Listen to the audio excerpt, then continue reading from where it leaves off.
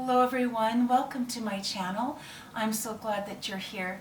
I wanted to talk to you today about how to avoid some common pitfalls for students when they're learning how to play the piano.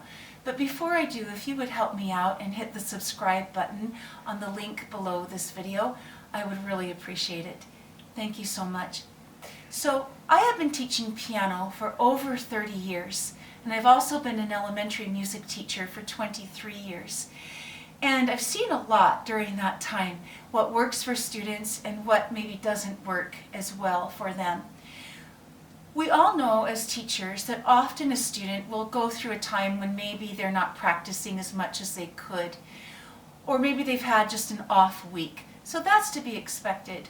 But if this is happening consistently, what I ought to do first is talk to the student about what is their routine like at home and when would be an ideal time for them to practice. Would that be before school? Would that be after school? Would that be right after dinner? Having a set time in their day to practice is one of the best ways to prevent them from not practicing. So I check with their routine and make sure that is on track. The other big thing with this is sometimes they are involved in so many activities. They might be in sports, gymnastics, church activities, you name it, and their schedules are just really full and they're wanting to take on even more. So with that, when that happens, I usually will have a talk with the parent and say, hey, I think your child is stretched a little too thin.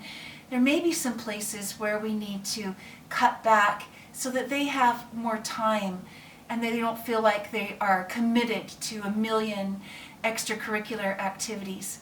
That's something that I've seen quite a bit with them.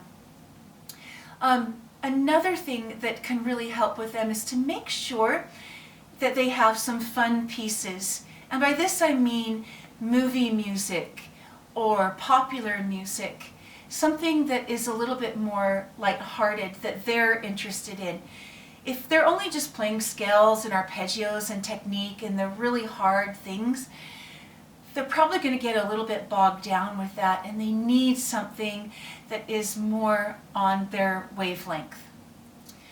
Another thing that often can happen is sometimes as parents we get really busy, but making sure that you attend their concerts and their recitals. I can't tell you the number of times I've had parents just drop a child off for a recital and not actually attend and watch their child perform. And I think that's really tragic because as parents we need to support them and we need to be there to cheer them on and to make sure that we are showing them the support to continue with music. So make sure that you're doing that as a parent. Also make sure that in your home you have a dedicated space to playing the piano and to practicing. So this would mean an area that is free from distractions such as the television or the internet or anything like that. Having a quiet space where they can really focus and concentrate is ideal for effective practicing. Sometimes as well, a child may get home from their lesson and they may feel overwhelmed and they may not know where to begin.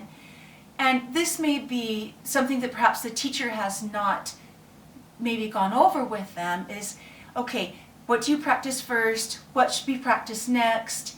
How many minutes usually should you spend on one piece? Being really specific about the practicing is super important to do. So that might be an issue with the teacher just not informing them how to go about it.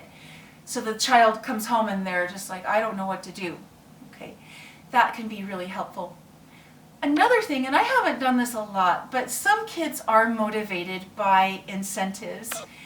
So I've known parents that have paid their child to practice. They've paid them like, say, $10 a month, and if they practice consistently. And I'm not a big fan of external motivation. I would love that motivation to come intrinsically, but sometimes that actually works really well. And for some kids, it's the only thing that will work. So I'm not against it at all if you as a parent feel that that is something that you would like to do, is having them work and get paid at the end of the month for their practicing. So these are just a few ideas that I have discovered along my long journey of being a piano teacher. So leave me a comment below if you have any other ideas that you find that would be helpful, or anything that has worked well for you. I hope this has been helpful for you. Thank you so much.